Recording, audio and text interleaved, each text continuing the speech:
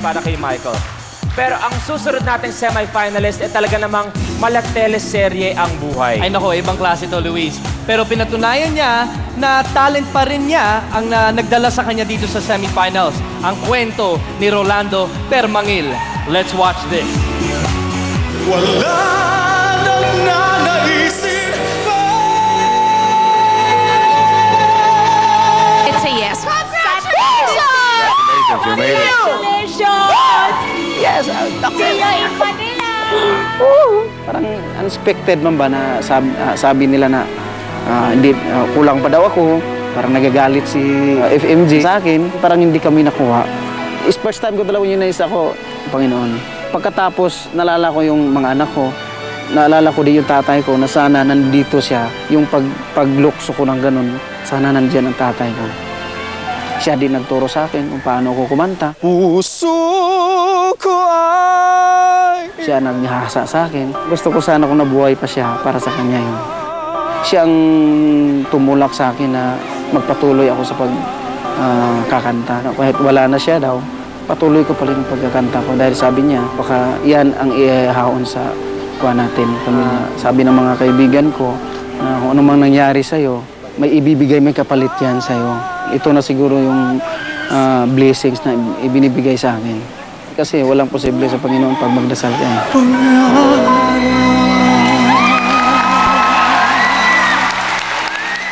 Wow. Wow. Wow. That's all I Wow can would be say. an understatement. Lahat tayo ay na-inspire niya noong auditions. That's right. Ang survivor from Davao. Are you guys ready? Please welcome Rolando Permangil.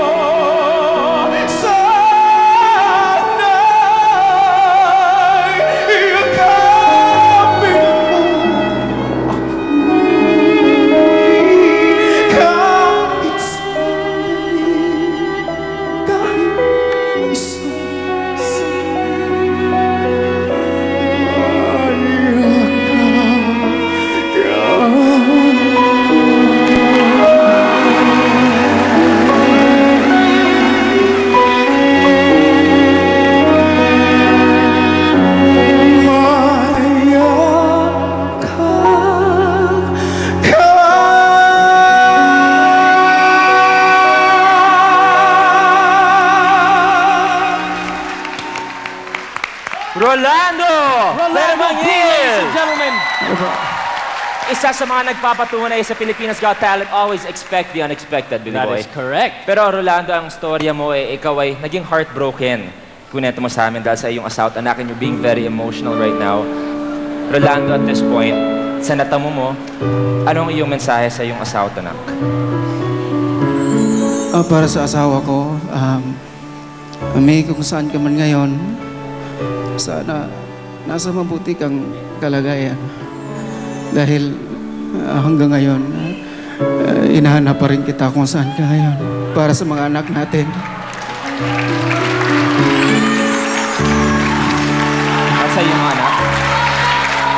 Sa mga anak ko po, nandito po sila, sir. Nagpapasalamat ako sa Pilipinas Got Talent na pinasama ang 3 kong anak dito sa Maynila.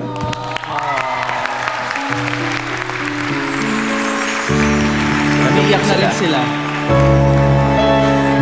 Salamat po, Ma'am Chris, Ma'am Ay, Sir Fred, na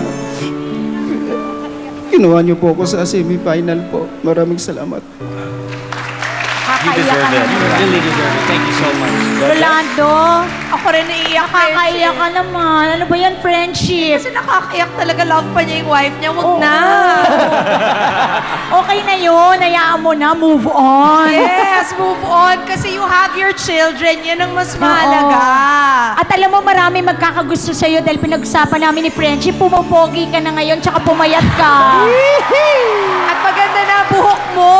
Correct. Rolando, ang masasabi ko lang, nung kumanta ka, we were in Cagayan de Oro, di ba? Opo, ma'am. Nagalingan na kami. Pero nung in-accompany ka na ng string quartet, ng keyboard, ang ganda-ganda ng voice mo, na-cry talaga ako. Salamat Kasi po, ma'am. naalala kong mom ko, dahil di ba yun yung feeling ng kung kahit pwede kang bigyan ng kahit konting time lang dun sa pinakamahal mo sa buhay, nabigyan mo talaga ng totoong emosyon.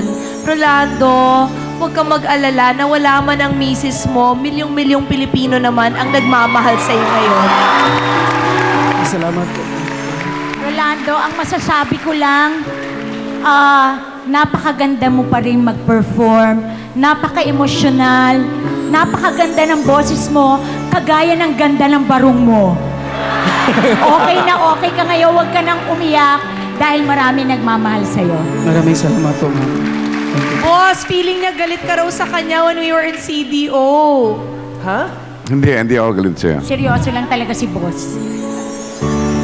Gusto mo siya? Pero tonight, I think you performed well.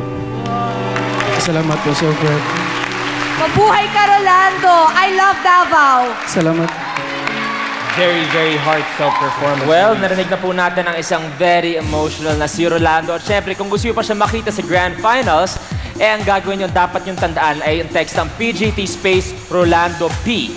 That's right. Don't forget PGT space Rolando P. Abangan ang official opening ng voting lines natin. Thank you very much, Loran. Salamat po. Thank you, Rolando. Thank you po sa lahat po. Thank you. We'll see you later, bro. We'll see you later. Well, Pilipinas! Wow. Kaba to. You just saw our first 2 acts and there are still more nervous performers backstage. Siyak na mapapaindak kayo sa mga chikiting ballroom dancers at marerelax kayo kay Talking Titoy. Susunod yan sa pagbabalik ng Pilipinas Got Talent!